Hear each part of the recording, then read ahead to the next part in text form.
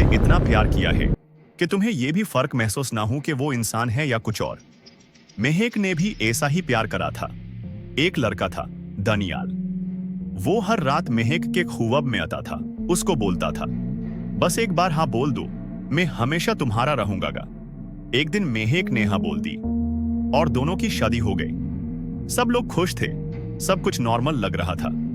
लेकिन शादी की रात जब महक ने पहली दफा दानियाल का हाथ पकड़ा तो उसका हाथ बर्फ जैसा कोल्ड था। महक ने सवाल करा, तुम्हें क्या हुआ है? दानियाल बस हल्का सा मुस्कुराया और बोला, अब तुम्हें सब कुछ समझ आ जाएगा। इतना बोलना था कि लाइट चली गई। पूरा कमरा अंधेरे में डूब गया। बस एक अजीब सी खुशबू हवा में फैल गई और जब लाइट वापस आई, दानियाल गायब था। नेक्स्ट सुबह लोगों ने रूम खोला तो वॉल पे लिखा था, महक अब मेरे पास है। उस दिन के बाद महक कभी नजर नहीं आई, लेकिन लोग बोलते थे जब कभी फुल मून होता है तो उस घर के आसपास एक लड़की की हंसी सुनाई देती है, बिल्कुल महक जैसी। अब सवाल यह है, क्या महक ने एक जिन से शादी की थी या वो खुद उसे बुला लाई थी प्यार में?